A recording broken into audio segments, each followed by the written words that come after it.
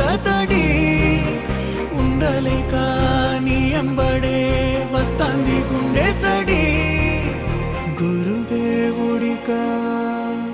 ఇంతటి శోకం వెలివేసినదా పాపపు లోకం మహారాజయ్యా మహారాజయ్యా